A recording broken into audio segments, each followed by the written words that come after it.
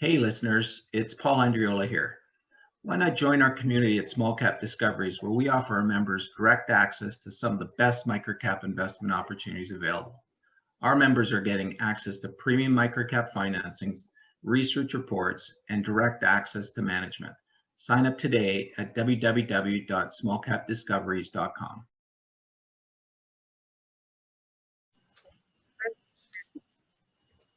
Hi, everyone. Welcome to the Small Cap Discoveries conference call. Today in our call, we have John McKimm, the CEO of Smart Employee Benefits. Smart Employee Benefits trades on the TSX Venture Exchange under the symbol SEB and on the OTC under SMEYF. The company is trading at 22.5 cents with roughly 170 million shares outstanding, or about a $38 million market cap. I'd now like to hand it over to Paul Andriola. Hey, thank you so much, Trevor. Happy to have Smart Employee Benefit here with us today. We have spoken with the team probably about a month ago, just to get a brief understanding about the business, but certainly now ready to hear a lot more. Both John and Mohamad are here with us today. I want to welcome you to our broadcast, and I understand you have a presentation, so I'm just going to turn it over to you guys and let you roll. Well, thank you very much for arranging the meeting. And I'm the present CEO of SEB. Mohamad is my partner, and he is the COO and he of the whole company, and with special oversight on all of the benefits business as well. So with that, we'll go through our presentation. That should take us about 15 minutes. And Mohamad and I are both available to answer any questions that you have. Molly? So this is our forward-looking statement. So, any forecast, anything like that, basically means you can't sue us. Fair enough. Okay. So just to sum up, SEB was founded in 2011. We have about 600 employees and contractors. We operate in 11 locations globally, which is across Canada. We have 3 offices in India, 1 in the Middle East. Market cap, I guess, is about 38 million today. It says 27 million on the chart, but enterprise value is probably close to 55 million now. We have approximately 23 million of debt. 20 million of that is a convertible that was closed November the 30th, 2020, and that came in from the Cooperators Group, which is a strategic investor and also a very good client. They have a big growth strategy around benefits processing, and we're a core platform that will help them expedite their own strategy. We have multiple channel partner relationships. We have over 20 insurers, reinsurers, brokers, consultants, technology partners, organizations like Microsoft, Appian out of the US, Norman & Beaudry, a big Canadian consultant, Mercer and Aon, both global benefit consultants, the Cooperators, and a few others. So we have MedImpact's a big PBM out of the States, the 5th largest in the US, about 50 million plan members that they manage drug plans for. So we have some pretty major relationships. Our sales this year are targeted around 70 million. That's up from about 61 million in 2020. We've got about 96% of that already under contract. We have over 400 million of recurring revenue contract value. And over the next 4 years, we have visibility on over 80%, going into the year on over 80% of our 2021 revenues, basically 55 to 60 million locked down for the next 4 years, but we have contracts going out as long as 9 years. EBITDA is now positive and growing. We've had 4 quarters of positive EBITDA. Our next quarter is the end of May, which we just finished. That will be the 5 quarters in a row of positive EBITDA. And our estimate is that we'll be somewhere, it'll be the strongest quarter we've had in our life. So right now, over 90% of our business is pretty recession-proof. Insurance, government, healthcare and benefits, and e-commerce, all multi-year managed service type contracts. We currently, on our benefit side, we manage over $1 billion in premium right now, which is a little over 330,000 plan members. We have in transition another 300 to 400 million. That's another 180,000 plan members that will be coming on the platform over the next 12 months. We have over 150 active billing accounts, which are blue chip and government. And today, our solutions process billions of dollars of transactions and billions of digital transactions. We are a proven partner for automating and managing business processes. Our vision is to be the thought leader and a technology partner of choice for our clients. You know, our expertise is we design, we manage, we implement high value added solutions that automate, that basically digitize the business operations of our clients. Our lines of business fall into 3 groups, which is information technology services, business process services, and professional services. And all of our group benefit solutions and stuff fall in there under a BPO or a SaaS model. Our target clients, this is our growth area is really the life and group benefit space and government. Our client acquisition model is a technology partner. Our partners have direct client relationships, and our strategy is to be their technology partner that helps them do a better job managing the complete processes for their established client relationships. So we don't necessarily go out and sell to individual clients other than government and very large corporate clients. So our solutions, as you can see in the bottom, sit in the middle and really navigate and control all the transaction that takes place between those different parties. So we're a mission critical environment for all of our clients. If you look at our strategic vision, since 2011, we've made a number of acquisitions. 2 of them that we made, we sold off because they turned out not to be strategic long term. We've gone through our development phase or our acquisition phase from 2011 to 17. In 2017 to 20, that was an integration, cost reduction, business process improvement environment. And today, from 2020 and on, we're into our growth phase. We've reached an inflection point.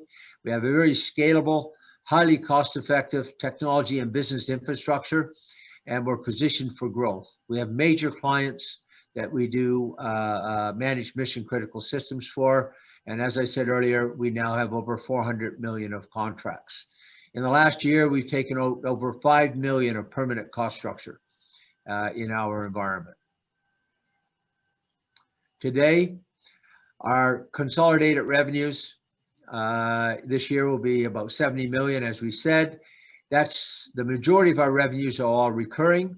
Our benefit processing has been the high growth area. It's the highest margin part of our business, but it's all the same technology infrastructure, technology solutions that manage for all of our clients. We've got recurring revenue, over 90% visibility of our 2021 revenue in our benefit processing for the next 4 years. But we have contracts there that go out 9 years and over 100 million of contract value. Our gross margins in this business are somewhere between 70 and 80% for most of our solutions. On our IT solutions, supports our whole benefit processing. We have contract value over $300 million. A big part of that is the federal government. And our recurring revenue there is over 70% for the next 4 years. So it's a steadily growing recurring revenue base across our complete operating environment. If you look at the effect of the benefit processing and the higher gross margins, our sales in 2016 were about 72 million. This year, they'll be about 70. We sold off some businesses in between, but our gross margin was about $12.7 million in 2016 at 17.6%. Today, our consolidated gross margin in 2020 was 33%. So at 60 million, we had about the same. We had over 20 million of gross margin. In 2021, we have about 23, almost 24 million of gross margin at 33%. You can see the growth in the first quarter. Our gross margin, our consolidated gross margin moved up to about 38%. and should continue to grow as we move forward. So we've had very steady growth. We estimate that in our contract base, right now we have over 132 million of gross margin over the next 9 years. Our EBITDA, we've had positive EBITDA for the last 4 quarters and expect positive EBITDA throughout the next going forward. Up till now, up till 2019, early 20, our capital expenditures on our program, which have been mostly expensed, has penalized that EBITDA. Our IT solutions and services has always been very profitable, but we've invested very heavily in our benefit division. Somewhere over $40 million in terms of client acquisition and technology. So that has penalized our EBITDA. That capital expenditure program is now pretty much over. Most of our new CapEx is paid for by our clients. And so going forward, over 80% of every new gross margin dollar will go to EBITDA. Very scalable business. Today, very challenging. The markets we're looking at have very challenging industry fundamentals. Old technology that increase costs, a lot of errors and fraud and operating risk. That creates demand for all the technologies that we have. Better technologies, more automation, more integrated solutions, and better feedback, more analytics. Our technologies address all of those problems that exist with our clients today. Our proven technology and expertise address these opportunities. We break down our solutions into software and services. And on our software, we have multiple SaaS solutions. We have a whole managed service environment. Everything is in the cloud, multiple service platforms. We can do infrastructure as a service, platform as a service, the SaaS, multilingual contact center to support our environments across the country, multiple technology partnerships with global players like Microsoft and Appian and a few dozen others. Our services, we have an India office, over 100 people over there that gives us a cost advantage. And that's all technology, developers and so forth. It's not contact center. Our contact center is Montreal and it's driven out of there. We have business intelligence expertise, AI expertise, data management. We have over 30 specialty practice areas that allow us to go into any client environment and integrate their solutions and automate and digitize. So we have a whole professional services environment that allows us to scale up and down at will. If you look at our clients today, we have over 150 clients that trust us to manage mission critical business processes. Look at the clients we have over 10 years. Accenture, LCBO, Best Buy, Schlumberger, Quebecor, Pratt & Whitney, Hudson's Bay, Ministry of Health, Transcontinental, like major clients. If you look over 5 years, Gordon Foods, 17,000 people, $17 billion in sales. Apple, Microsoft, Sobeys, Walmart, Rockwell. Just take a look, PCL, Via Rail, major clients. And over 5 years, we've won some major clients in the last 5 years. Rexall, Starbucks, City of Ottawa. One of the biggest clients that we've just won recently that we'll go live with this week is RCMP. We took that from Morneau Chappelle. That's over 44,000 plan members. We've recently added Honda. So major client wins there. And in the last 15 years, we've had major government contracts, as you can see from the bottom. So we have today, with this client base, over $400 million of contract value and growing. In the last, since November the 30th, we've won almost 70 million of new contracts. In the month of May alone, we've added over 27 million of contract value. For the 4 months before that, over 42 million. Today, we have over 100 million of contracts that we have out for bid. Our bid rates have gone up over 70% in the last year. Bid win rates. These are some of the examples of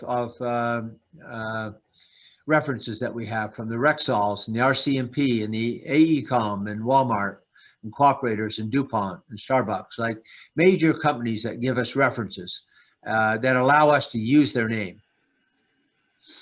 If you look at our growing addressable market, our markets are in the billions. The interesting thing about this is that we're not so much looking for new money. We're looking to displace money that our clients are already spending on archaic solutions. Our solutions will digitize their environments, and we're looking to provide more value for the same money. All of our revenue models, all three of them, are recurring. If you take our processing on our life and group benefit space, over 6 billion market identification in Toronto, 6 to 8 billion. That's all revenue per person per month on long-term contracts. The majority of our contracts are 5 years. On our commission voluntary products, that's an ongoing 10 to 25% of premium on every and that's a new growth area for us. There's billions of dollars of premium spend in this space. And in our environments, in short solutions that would take you days and weeks to subscribe for, you can actually buy on our platform. If you're one of our clients that we're doing administration, you can buy and have the product solutions delivered to you in minutes. Nobody else can do that. On our time and materials, all of our clients are requesting add-ons and enhancements and support infrastructure. That's a time and materials base, but there's also long-term managed service contracts, multi-billions of IT budgets and growing. So we break our market down into 3 segments. Enterprise clients, those are the large markets like Via Rail and Walmart and Sobeys and RCMP and clients like that. Those are RFP driven markets and channel partners. We work with organizations like Aon and Mercer to be invited to their RFP processes. Public is all government, over 6,000 public entities. We have almost 300 million of contracts with that group. The big growth area for us in the life and benefit space is the emerging marketplace. Over 90% of group life and benefits is in this space. These are companies under 500 employees. We have a whole white label channel partner process here, and we have an acquisition model with our channel partners. So this is a huge growth area that we're launching major technology solutions that Mohamad, and one of the questions you might ask is about our digital platform that we're launching. Mohamad has very good knowledge and background on that. So we've got millions of employees and opportunities. We signed over 180,000 new employees on channel partner relationships in the last 6 months that we're now in the middle of transitioning. Next. So our growth strategy is really to increase our recurring revenue across 4 pillars. We have new clients and existing clients that are all RFP, requests for proposal. These are all bid processes. We have all the security clearances, secret, top secret, and spooky. We have all the references and the client references and the clearances to bid on those contracts. And our RFP win rate has been increasing steadily. We have existing clients where we do cross sales and upsells. Like one client in 2017, we were doing $800,000 with. Today, we do $5 million a year with that client. And that's upselling and adding and identifying. This is already money they were spending on other solutions that are now integrated into one solution. So we have multiple examples where we've taken clients doing hundreds of thousands of dollars of revenue in 2017, and we're growing those revenue with our new solutions. Our big growth area, again, is our white label TPA business model. This is our channel partnership model where we become the technology partner of choice for new clients and channel partners. And to enhance that growth, we've signed a lot of new business in that area, but to enhance that growth, we're actually looking in mid-late this year to launch our acquisition strategy, where we will actually make investments in our smaller channel partners and become an equity partner along with their technology partner. That will help them with their transition, with their own ownership transition, and it will also allow us to expedite the growth in our revenue on that side of the business. There's about $2 billion of premium that changes hands every year in that marketplace, and that's a big target area of growth for us. If you look at our recurring revenue benchmarks, our solutions capture over 90% of the processing spend. Today, the processing spend on benefits is over $250 per annum per plan member. And Today, right now, we're doing about $45 per annum per person. Our near-term target over the next 24 months is $100 per annum per person. And we're not the holdup here. Our solutions can effectively do over $250, but it takes time for our clients to make the decision to transition from other solutions. In this growth area, we're not so much looking for new revenue. We're looking for money that's already in their budgets that we're looking to transition into our environments. We have a very comprehensive suite of add-on modules. And these add-on modules, our core platform will give us that $45, $50, $60 a year. Our add-on modules will increase that number. And as I say, if you look at we have over 330,000 plan members today and 180,000 in transition. So over 500,000 plan members. If we can increase that to $100 per annum per person, you can do the math. It's a big number. It triples our revenue, and over 80% of every new gross margin dollar from that business goes to our bottom line. You can do the math on that one. Our Flex Plus ecosystem, which is our big growth area for this marketplace, our modules drive our increase in recurring revenue. You can see our administration core solutions, our shared services, our claims processing, our absent disability, and then we have the whole voluntary product suite, where we have right now almost 10 products. We're launching another one we'll announce in the next few days. And we have another 5 to 6 voluntary products that we'll be announcing between now and the end of the year. Very high growth area for us, very high margin business for us. Today, if you look at our environment, our competitive advantage is we have multiple proven operating ecosystems, proven technology solutions, leading edge, cloud, multilingual, multiple delivery platforms, unique functionality you can't get anywhere else, single sign-on. You can deploy our solutions modularly or as a fully integrated ecosystem. We have a proven track record, over 150 major clients, sophisticated clients, corporate and government that use our solutions, depend on our solutions. We have a proven management team, minimal turnover in the last 5 years. We have a proven cost-effective, scalable value proposition, dedicated, highly experienced team, low turnover, nearshore, offshore that gives us a 30% cost advantage on enhancements, infinitely scalable, a proven business model. We actually have the only white label TPA business model in the industry in Canada today. And we're looking at launching that in the US as well with partners down there. And we have a proven experienced sales and marketing and RFP multilingual infrastructure. RFP is a big growth strategy for us, and over 40% of our clients are in Quebec. So we have a complete capability to launch, to respond to RFPs and to capture clients and service them in all languages. To sum up, we're well positioned for growth in 2021, a high recurring revenue. As I noted before, over 80% of 2021 revenue over the next 4 years is under contract. Our contracts go out to 9 years, over 400 million of contracts, a big number of major clients. Highly scalable, over 80% of every new gross margin dollar going forward goes to our bottom line. Our EBITDA is now positive and growing. We have proven integration skills. We've acquired 12 acquisitions since inception. We've taken out over 5 million of cost structure. And going forward, we have fully integrated those operating infrastructure, the leadership team, and the cultures. We have a proven track record with over 150 major clients, with references and contracts that meet the mandatories for most any new bid.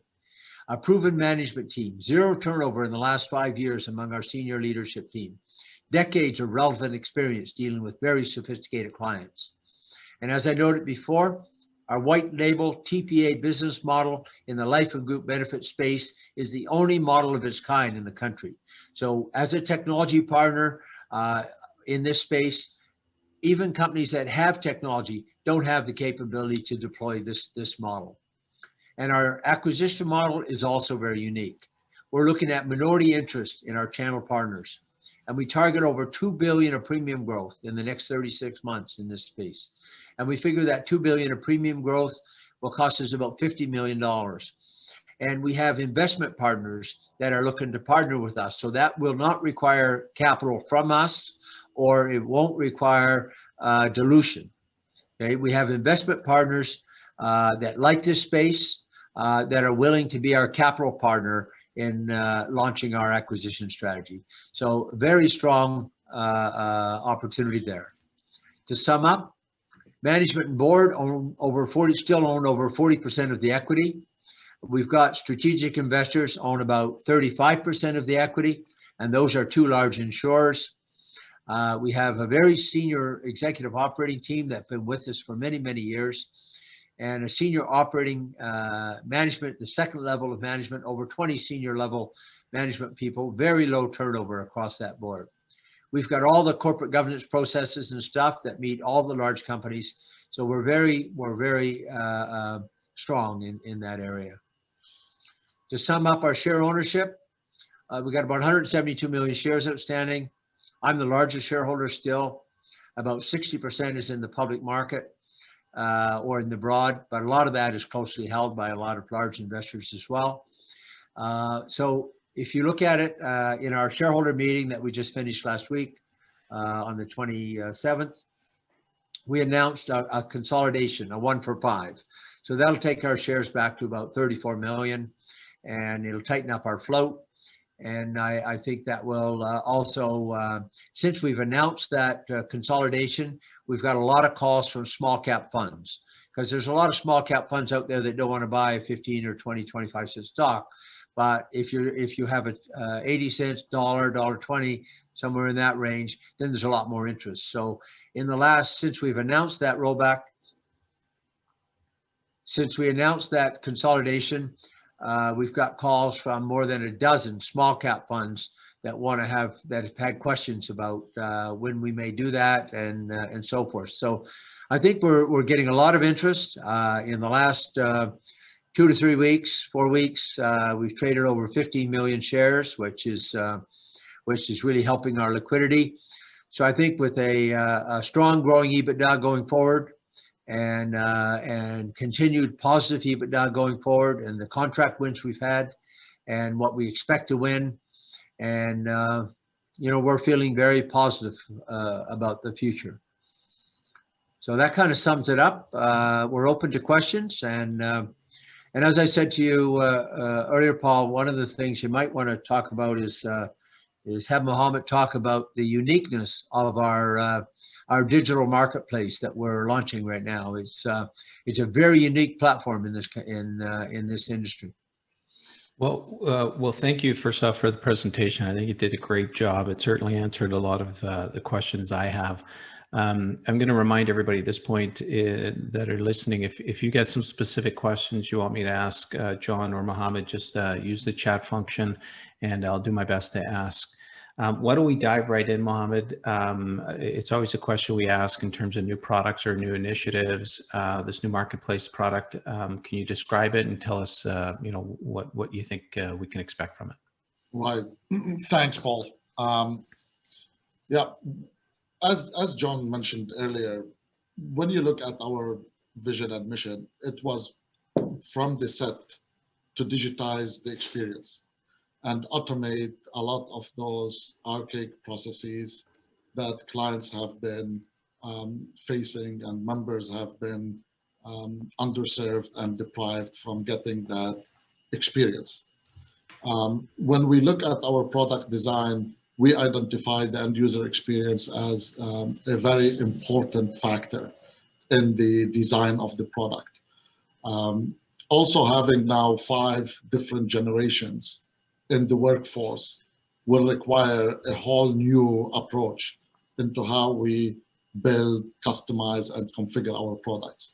With the latest generation, which is Generation Z, entering the market, they procure products differently, they consume products differently, and they reuse and use technology in a different way. So plan sponsors, employers are required to find different ways to provide that customer experience for their members. With our recent platform and the marketplace in particular, what we're introducing those digital insurance products in a completely different way, in a way where you can produce, reproduce, consume, reconsume, and analyze data in a very responsive way.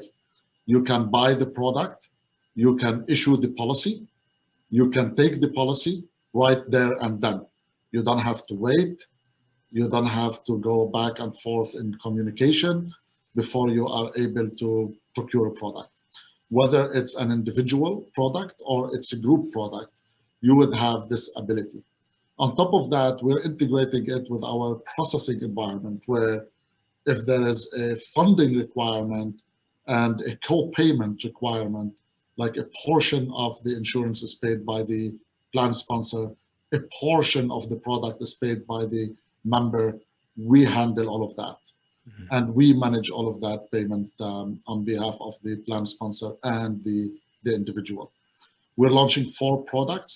We're gonna announce very soon a very interesting product. So hopefully in the coming week, we're gonna hear more about it. We're super excited. Mm-hmm. It's new in the market, and we're expecting some good demand.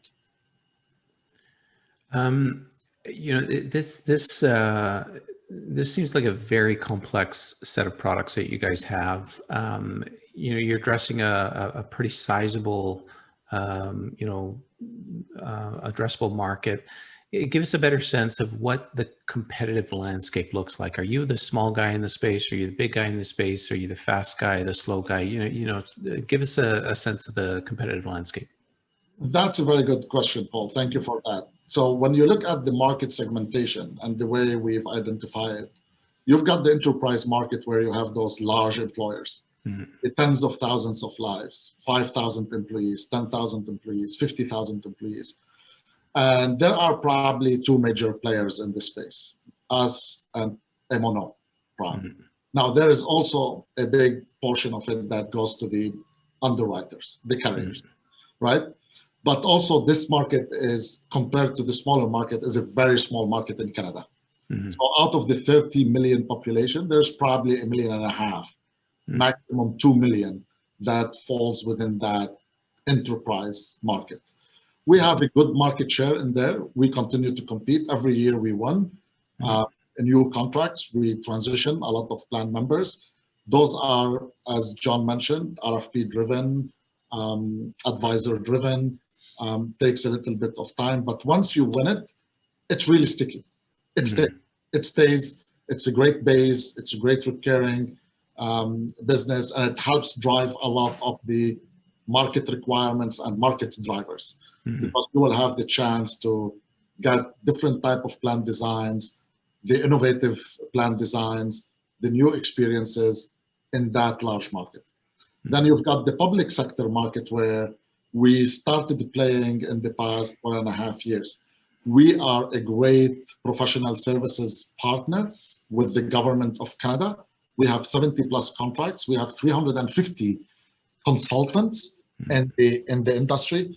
But when it comes to the benefits, only in 2020 we started really penetrating into that market, with the City of Ottawa as the first client, and most recently the win of the RCMP with their 45,000 members. That's also a different market. It's a different scale. It's all protected B environment, very secure, driven by a lot of technology and processing power, and really it's anti-cloud. Most of it really is hosted, managed, operated in our own environment. We continue to play in this space. Those are long-term, 9 years contract, very competitive. We think we're gonna get a much, much stronger share of wallet in that area. What's unique, and to answer your question, and the recipe for our success, is in the small market. We were able to take all of that experience in the large market that costs a lot of money through the transformation journey, the implementation, the configuration, the ongoing support, right? All of that, we were able to take it and convert it into a cost-effective, small market solution that a small employer with 50 lives or 100 employees would be able to take advantage of that beast of a processing engine and ecosystem. in a cost-effective way. And the way we're onboarding them is super unique into our channel partner model. We're not going to go after each individual plan sponsor or client with 50 employees. We're going to go after larger TPAs, larger brokers. It could be an individual broker with 50 groups, 100 groups, 200 groups, MGAs. And we've got few lined up. We already have LOIs, MOUs, and those are some of the 150, 180,000 members that are in transition now. Some of it will be coming from the small market. So that's where our platform and our technology becomes super effective in a market that is 95% of the Canadian population. Mm-hmm. And to be clear, right now, your business is all Canadian, is that correct? Yes, all of our benefit business is Canadian. Our IT business, IT software and solutions business, is probably 80% Canadian. Mm-hmm. And but we have a lot of insurance expertise that's global, mm-hmm. and we have insurance clients that we do insurtech type solutions that are global. Mm-hmm. And we also have clients like Raytheon and organizations like that. So mm-hmm. Probably 90% of our consolidated business is Canada. Mm-hmm. And but we are in discussions with joint ventures with some major global companies, particularly one large U.S. company that we think that we can, if we become their technology partner, that's transformational. And our technology solutions are equally applicable in Canada, U.S., and global.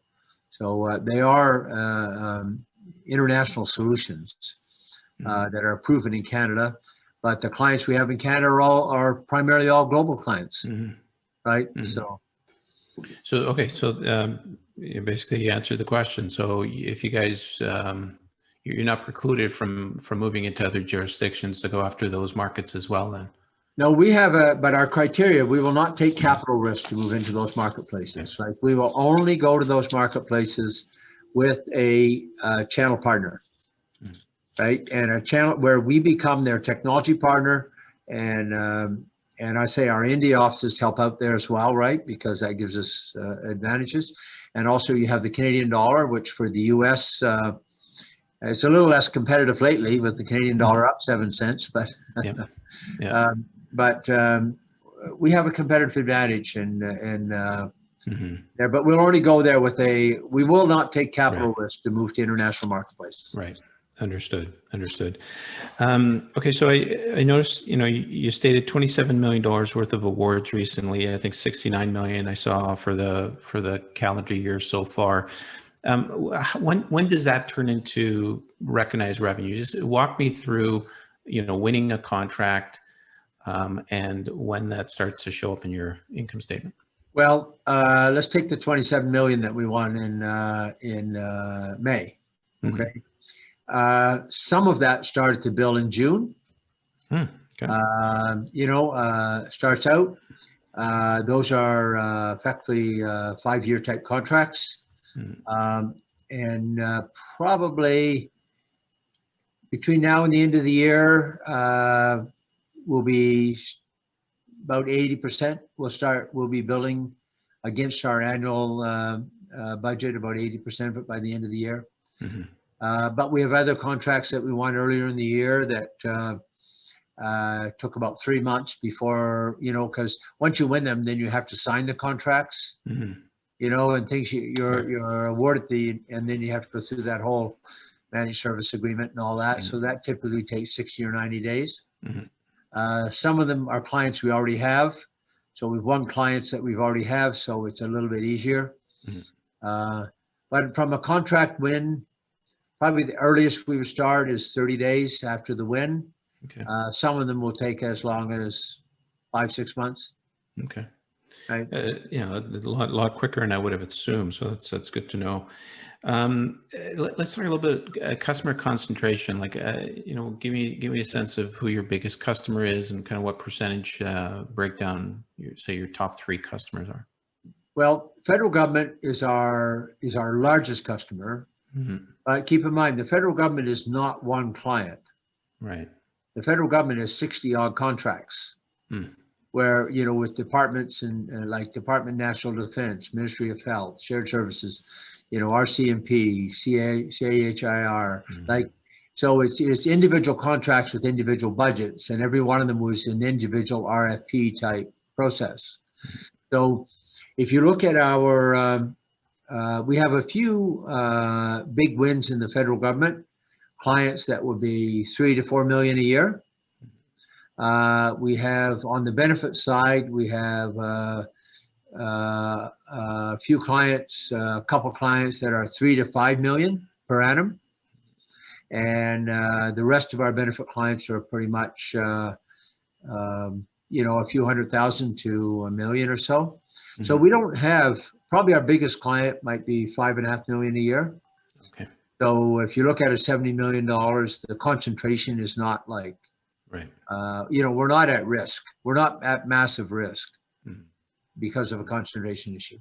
Okay. If I may add as well, so in the benefits division, what differentiates us, Paul, is we've got references and existing clients in every single sector, vertical, right? We've got retail, we've got manufacturing, we've got utilities, we've got high tech, we've got consulting, we've got every single municipalities, government, federal, provincial. We've got a reference in every single sector, which makes us really unique in our ability to respond to RFPs and meeting the minimum requirements and qualification in any market. But we love retail. And I would add, from an investor standpoint, the fact that you guys are in so many sectors, you're not sort of, you're not, what's the word, you're sort of hostage to one sector that might see a cycle or boom bust and things like that. So it's well diversified. The pandemic has actually been positive for us. As now, I wish we never had the pandemic. But on the other hand, it has expedited some of our clients to make decisions on various solutions that we have. So that has helped to us, right? Well, it's great you bring that up, because that's a standard question we ask everybody. COVID on 2 fronts. How does COVID affected your sort of day-to-day operations? And then maybe give us a better sense of what that's done to either speed up a trend or affect, the industry as a whole. Well, I'll give you my comments, and then Mohamad can provide some of his. But from a broad client standpoint, it has caused certain clients to expedite decisions on some of our solutions, which they would just because the nature of the dynamics of their business. So it's been good that way. Initially, in the first 6 to 9 months of the pandemic, from March 20 to end of 20, it slowed down our business a bit. We did not lose contract value, but a number of our clients were adjusting their business operations to work from home, to remote work and so forth. So that slowed down some of their deployment of solutions, and it helped them understand. So they had to get new business processes in place. So that slowed down. But coming into the fourth quarter of 2020 and into 2021, most of our clients are now pretty locked down on a work from home philosophy or a remote from philosophy. So so we're pretty much back to normal, and even in a growth stage from that. Now, on the negative side, what the pandemic has caused us is that we have too much real estate. I have offices across the like we're sitting here in Toronto. We've got 50,000 square feet of space that Mohamad and I are sitting in, and we got 9 people in the damn office, right? Like, I mean, we've got a good work from home philosophy, and it's hard for us to move because our premises have security clearance, and it has, like, there's so many dynamics for us to move, and that's why we're locked into long-term leases. So I would say we've probably got $1.5 million a year of cost in real estate across the country that we're just locked into.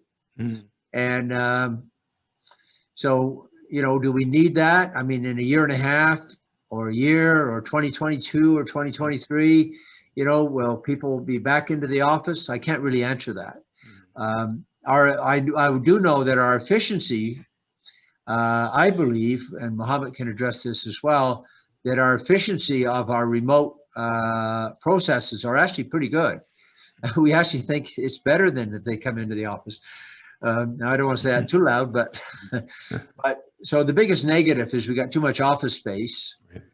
But the positive is it has helped grow our business, and it's and we've got some very efficient work from home processes. But Mohamad, what's your view? Yeah, maybe I can share a few comments as well. Another fact about the pandemic and the COVID era, back in March, I still remember we invoked our business continuity, and then we called for an internal meeting, and we said, you know what, we need to rethink and we need to reimagine how we deliver our services.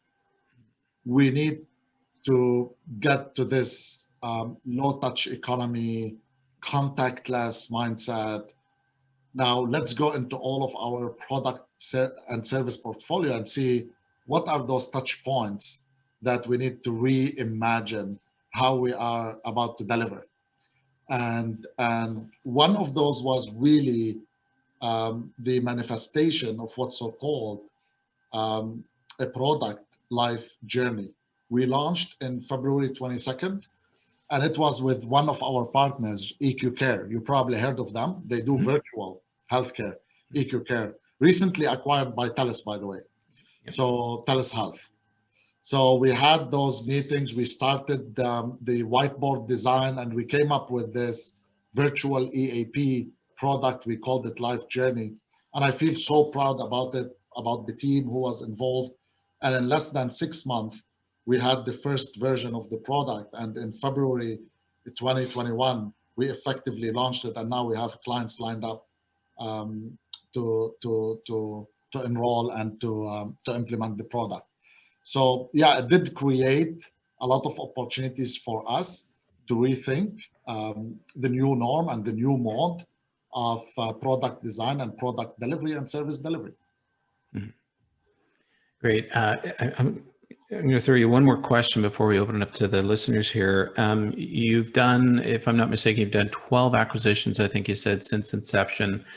How much of that is your growth model going forward? And more specifically, where do you look to buy right now? Are you trying to buy relationships where somebody's already got a client? Or are you trying to buy technology that allows you to layer something on to add another service? Okay, I'll give you my version of that, and then Mohamad, I'm sure, has some add value too on that. If you look at our acquisitions, we had our business model fairly well defined in 2011 when we started. Mm-hmm. And acquisitions was part of that because we needed to put in place all the technology skill sets. And you can't just build that. Mm-hmm. It takes forever to build that. So we targeted companies that gave us the breadth and the depth of technology skills and the expertise that we needed to launch our collective vision and business model. It also gave us client bases and references and security clearances, plus the RFP teams and the sales and marketing teams that can drive our visionary model. Mm-hmm. And so we did that up till 2017. And then we spent, now we made 2 acquisitions. One didn't work out. We made money on it. We never lost money on any acquisition, but we turned around and sold it because it wasn't a good cultural fit. And as much as we wanted to be in that space and still want to be in that space, we have partnered to be there, but it's hard to buy companies in that space. So that one wasn't a good cultural fit. So we sold it. We made about $1 million on the sale, which is neither here nor there because it probably paid for the time that we put into it. And then we had another acquisition out west that we did. That was we did the acquisition because there was a large government contract that was worth $20 million a year that we needed a local presence to be able to bid on it. We did the acquisition primarily for that. We still own 23% of that company because it is strategic in terms of, but we don't need to own 100%. So we don't need to own the risk. So we sold.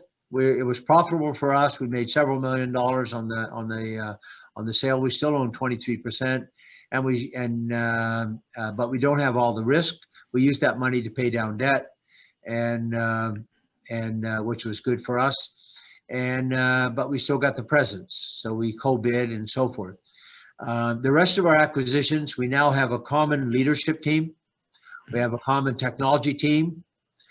We have a whole shared services infrastructure and finance and accounting, RFPs, recruiting, HR. So despite the fact we have different corporate entities, it's the same leadership team. And the only reason that we keep the corporate entities is because we have contracts in those individual companies, long-term contracts.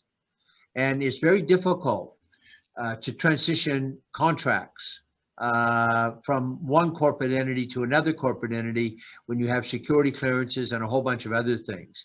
It was easier for us to integrate and consolidate our operating management team. Mm-hmm. So we have one common team, one common delivery platform, infrastructure and so forth that operates across all the companies.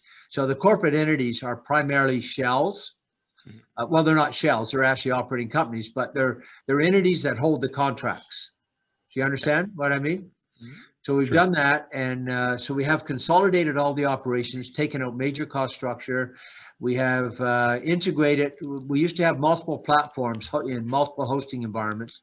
We've integrated platforms. We've decommissioned platforms. We've moved everything to the cloud. So that took out millions of cost structure. It changed our whole CapEx program. We no longer need CapEx because we no longer have to go out and replace hardware and everything every 2 or 3 years. Mm-hmm. So it's a whole different structure. It allows us to scale our clients up faster and cheaper and turn CapEx into operating costs and things like that. So that's what we've done in the last 3 years. So we're well positioned now with one operating team, one leadership team, one technology delivery infrastructure, technology skill sets that are interchangeable across all of our clients, be they government, corporate, benefits, e-commerce, whatever the solution may be. Mohamad, do you want to add? I think you summed it well, John, but maybe a few comments here on our operating model, Paul, now is mature. We have 3 business lines, ITS, BPS, PS, IT services, business process services, and professional services. We have 6 practices. And we have domain expertise, thought leaders, and delivery capability on all of the 6 practices. Mm-hmm. Cloud, computing, mobility, big data, analytics, administrative services, etc. So I think we are now in a position where we have the scale, we have the elasticity, we have the operating model, super mature, and strong references. We're looking to grow organically. That's the focus now. Grow organically, sell more, cross-sell, upsell, hit those revenue targets, EBITDA targets, where we have an opportunity to accelerate the growth through an inorganic investment, we would consider. But that's not what currently we're aiming at. On our, just to add one more thing to that, which I overlooked for a second there, Paul, the acquisition program we referred to is really on the benefits market. And it's not acquiring 100%. It's really becoming a technology partner and an equity partner with our channel partners, mm-hmm. be that a brokerage organization, another third-party administrator, an MGA, organizations like that. And so if we make investments, it will be strictly to access a benefits processing client base. Right? And that will, because the capital that we put into those environments will help us transition and deploy a complete white label TPA environment, which will help that partner make a quicker decision on deploying a white label TPA environment. Okay. Right. So that's our only acquisition focus. It's more an investment transition type strategy where we can, let's say, capture our clients faster. Fair enough. Fair enough. Okay, well, let's jump into one of the fun parts here and take some questions from the audience here. And the next two questions are going to come from somebody you know. So Thomas asks, what are some important lessons learned from a past business that didn't work out? Well, are you talking the SEB past businesses, Tom, or are you talking 40 years of history? Let's take whatever you think is the most relevant to our discussion today. I think experience in other businesses often works to our advantage in new businesses as well, but I'll leave it up to you. Okay, well, all I'll say is that one has made, we all make lots of mistakes in our life. I've made my share, and I have my battle scars. Yeah. In terms of SEB, you know, it's, you know, I think all of our acquisitions, we've not lost money on any of our acquisitions. All of our acquisitions have fit our business model. And the ones that the one that we sold, it was a culture fit that it just couldn't integrate. There was too big a cultural differences, we couldn't integrate. And as you know, with acquisitions, and big companies have demonstrated this many times, is culture is a very difficult thing to integrate with companies that have been established. So in any acquisition you make, one of your biggest risks is that cultural fit. Operationally, business-wise, everything else may make sense, but if you can't integrate the cultures, it becomes a nightmare. The other one, you know, we have made acquisitions that added to our technology skills, added to our client base, really give us the infrastructure that we need to drive our vision. Okay, the one that we sold 75% of, we loved that company in Saskatchewan and Manitoba. It was a very good company, but it just wasn't core. We didn't need to own 100% of that company to be in those marketplaces, because that government contract was delayed. It was a contract worth almost $200 million. And now it's since been awarded to that company. You know, after we sold the 75%, you know, we shared part of that, but we still share in it, and we can still bid in the local markets. So I would say our acquisitions in SEB, we haven't made big mistakes. I think some of the transactions has taken us longer to integrate some of the cultures and things, but that's an exercise in patience. And anybody tells you that you can acquire a company and integrate it in a year, you know that they're smoking too much of their own tobacco, right? So it takes years, okay? It took us effectively 3 years of dedicated time to integrate the cultures, integrate the operating systems, the infrastructure, take out the costs, decommission old infrastructures, and get the buy-in. And along the way, we lost some people, right? Because not everybody's going to fit into that integration. And so one of the things that you have to do is you have to be prepared to make difficult decisions and lose people, which is always difficult, until you reach your steady state. So I think in this particular SEB world, we haven't made any huge mistakes. We've made little mistakes, none that have been, you know, that have shot off an arm or a leg. But so no big mistakes. You know, hopefully we don't make any going forward. But we have made our little ones, and we've worked with them. But patience is the biggest. Patience is required. That's what it sounded like. Good. Okay, this is, and we're going to have to run through because we have a little more questions than I thought we'd have, and we're going to run out of time here shortly. So what is your end game for the company? Sell out, and sell out to who? You just said you want a contract from LifeWorks, Morneau. Are they a logical buyer, or who else could be a logical buyer? If that's the idea, yeah. Well, let me put that. There are a lot of logical buyers. Mhm. And in the last, let's say the last 36 months, we've had indications from quite a number of companies, all would be name brands in Canada, that have, including 3 in the last year, that have been interested in buying us. But we have no interest in selling. You know, I mean, I founded the company 10 years ago. You know, I could have retired in my 30s. I'm now 39. Don't let the hairdo change you there. You know, we have, when we started the company and now with Mohamad joining me, and I was lucky enough I convinced Mohamad to join us in 2016. This is 5-year anniversary a couple of days ago. You know, he's still got all his hair. And so Mohamad is the successor, the CEO successor. I have no desire to sell. Now, you know, but I mean, I'm not the only one making that decision. Like if somebody came along and offered us you know, a value that you can't refuse, I guess you certainly have to consider it. But given where we're at right now and the inflection point, we think in the next 24 to 36 months, we can build this company exponentially with the wins we've had, with our win rate, with the critical mass we've got, with some of the transactions that we have on the table that we've been selling to, knocking on their doors for 3 years that are now, you know, serious games. Not looking to exit right now. I think based on our roadmap, our growth roadmap, our technology roadmap, our business opportunity roadmap, there's always people knocking on our doors.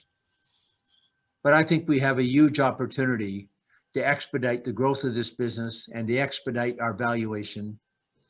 And anyway, who's going to hire an old guy like me, right? I don't know. It seems like you got a lot of energy left. I wouldn't sell you short. We're not interested in selling in the near future. I would guess. I mean, we've got offers as recently as 30 days ago, and they will continue to come. But right now, our opportunities. It wouldn't be strategic for us to sell right now, even if we were so inclined. Right. We have lots going on, John, and I think we can create value for the shareholders. We know we will create the value for the shareholders. Yeah, we're busy. I don't know if that answers your question, Paul, but no, I think it gives everybody a general sense. I mean, you know, you guys, you have sort of willing buyers right now. That means, you know, there's an opportunity to exit that way, but you guys aren't ready to do it yet. So my feelings from what I can hear from you guys is if somebody comes to you with the right price at the right time, you're going to sell the business. Well, until then you grow it. Right? You know, they say everything in life except for your kids and sometimes your wife is it's for sale. It's for sale, right? You haven't met my kids. Sometimes even my kids are for sale. Yeah. But right now, I just think we will be doing a disservice for our investors and shareholders if we sold this company right now, given all the opportunities we have on the table. Right? Yeah. But that is one potential exit down the road if one was looking for an exit. But right now, nobody really needs an exit either, right? Right. Yeah. The other questions I think are questions we probably a lot of our listeners can find, you know, in the MD&A and some of the other filings. I think, you know, at this point, why don't I just turn it over to you guys? We like to always sort of leave you with an opportunity to, you know, give a parting message or a key takeaway that you want investors to leave with, maybe something we haven't covered or some just key message you want everybody to have. What would that be? Well, I'll give you mine and Mohamad can give you his. You know, when I started the company in 2011, the only thing I knew about the benefits business was I was pissed off once a year, right? I had another company that I sold back then that had about 2,000 people. And every year I would get my benefit plan and every year it would go up 4 to 8% and nobody could give me a good reason why. And I would be pissed off for half a day and then I would forget about it until the next year. So I knew nothing. Mhm. But when I sold that company, I started looking into this industry. And it was the only industry that I ever seen where it grows 4 to 8% a year, regardless of the economy. Our population doesn't grow to 4 to 8% a year. Mhm. Mhm. The second largest expenditure in every company is its benefit plan, Mhm. back office. You still think you're driving you're not driving a Maserati here. You're driving like a Model T with 3 tires and 1 flat, right? And so I looked at all that and I says, I've never seen an industry where the costs get passed through to the client every year, where the technology is archaic, where nobody asked any questions, and it's a black box. Mhm. So I started doing all that research and looked behind it, and I says, it's a multi-billion-dollar business. And so I said, there's change there. And I come from a technology background, although I'm not that technology literate, but I understand the business of technology. And I saw a huge opportunity. And that's what we focused on building.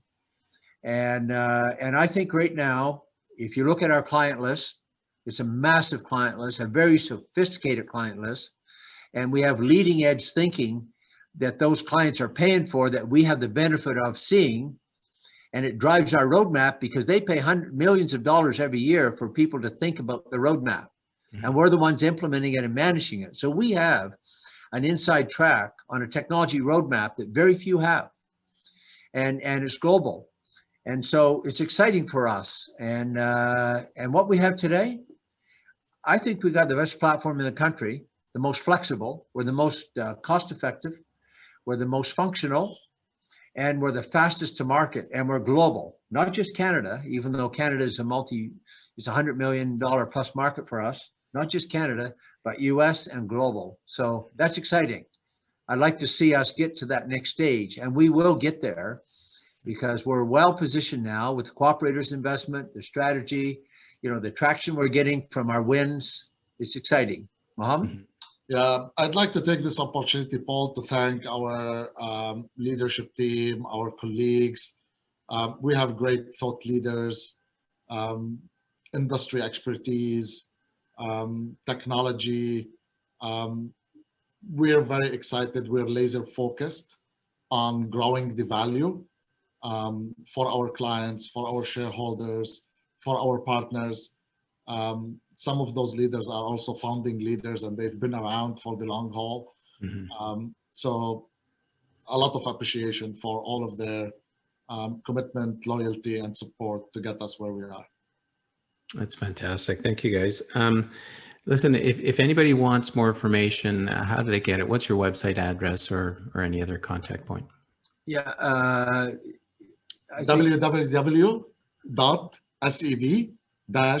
www.seb-inc.com. Perfect. www.seb-inc.com. Okay, I can Or remember you that. just go to the stock symbol and you press a couple of keys and you'll find it. That's perfect. This has been And great. also Yeah. on all of our news releases, you have everything. And my cell number, by the way, I've had for 31 years. I don't know if I've had anything for 31 years, but that's great. Well, It's fantastic. So this is great. We've been speaking with John and Mohamad, both with Smart Employee Benefit, symbol SEB on the Venture Exchange. Guys, I want to thank you for joining us today. I think we've learned a lot, and certainly one thing I have to disclose that I didn't already, I am a shareholder, so I'm happy to see you guys continue to be successful, and certainly looking forward to more success and looking forward to an update in the future if that works for you guys. would love to, and we'd like to, I echo Mohamad's comments earlier. We thank everybody for joining the call, and Paul, for you and your colleagues, thank you very much for taking the time and showing interest in us. And for Mr. Bernie, Tom Bernie, who's been a very patient shareholder for a long time. Thanks, Tom. That's great. Thanks a lot, guys, and we'll talk soon. Take care. Okay.